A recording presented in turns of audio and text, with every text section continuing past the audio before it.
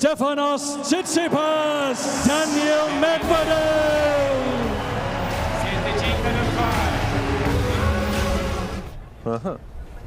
ATP. Receive. Good match, guys. Oh, well, that just sums up the first set for Medvedev. Complete miss hit, and it drops in on the line. Maybe also sums up that first set for Tsitsipas. And a huge serve. Serve really helping Medvedev in the second set.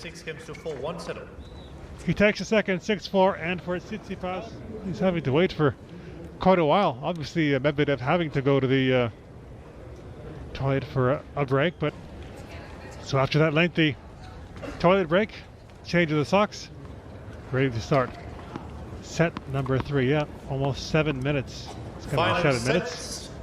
Tsitsipas to serve. Maybe that breather will help Tsitsipas.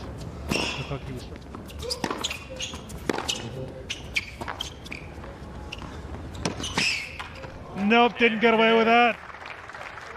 What a game that was for Medvedev, so solid there. Yes, got some errors, but for his part, he was so solid. It's a break to love. 2-1. Well, it's all happening now in this match. Thought I heard the chair umpire use the term emergency toilet break.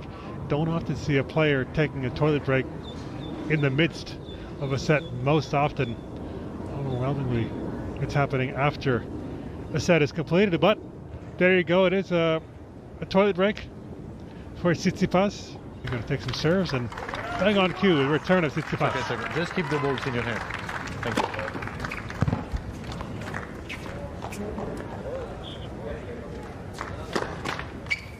Time. Well, it's been stop-start. Yeah, since the end of the second set. Toilet breaks aplenty. Bottom line, Medvedev serving with a break in the third.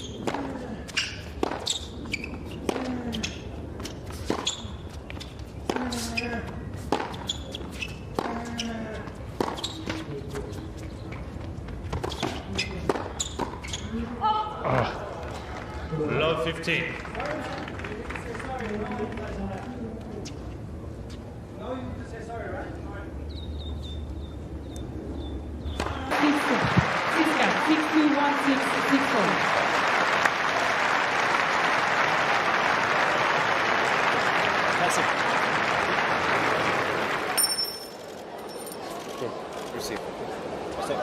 Please, picture.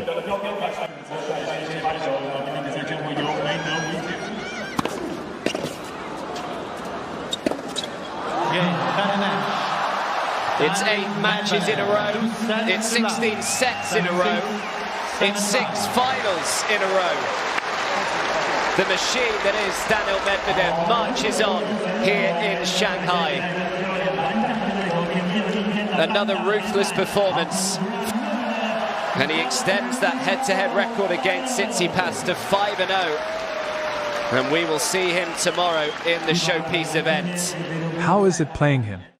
Well, I don't mean to be rude at all, but it's just boring. It's so boring that I don't know.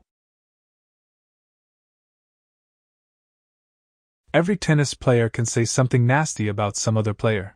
He also gave another interview, if I am not mistaken, where he was asked how he celebrated the victory at the Lavers Cup. Not only me, but many tennis players laughed at his answer. After that interview, I stopped taking him seriously. Drill down into the seasons of these two young players.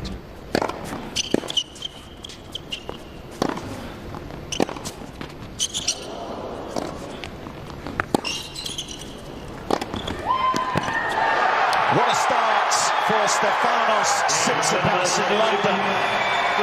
He begins with a win. 7-6, 6-4.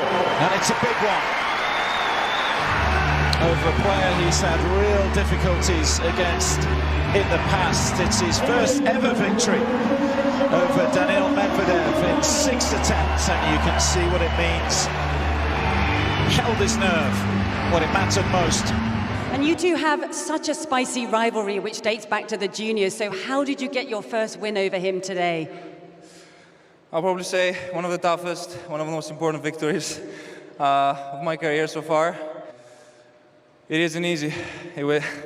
I'm just such a relief, such a relief.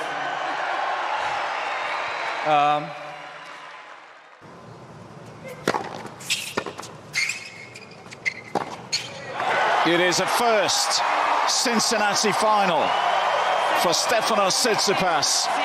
That is a huge result against an opponent who's caused him all sorts of problems on this surface in the past. And he's beaten a world #1 for only the second time in his career.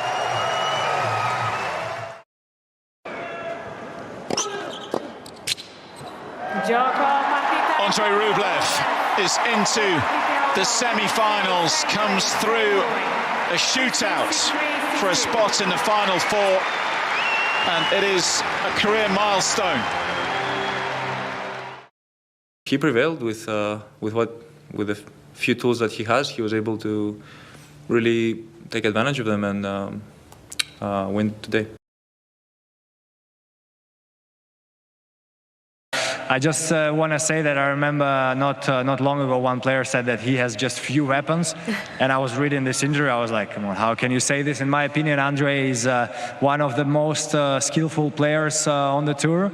He just didn't exploit fully his potential yet, but I'm sure that he can win Grand Slams. Hopefully he can beat this guy who said it many times, and I wish you this for sure. And I just the clash with Daniil Medvedev in the semi-final, the 12th time I think you're playing him, and there's always an element of drama when you play him. Is that a good or bad thing? Well, there are certain matchups that bring drama, so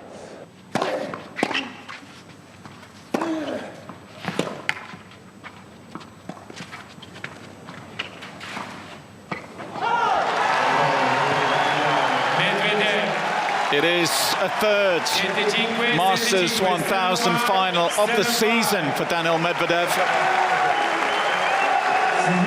Very first here in Rome for the world #3. And significantly his first on clay.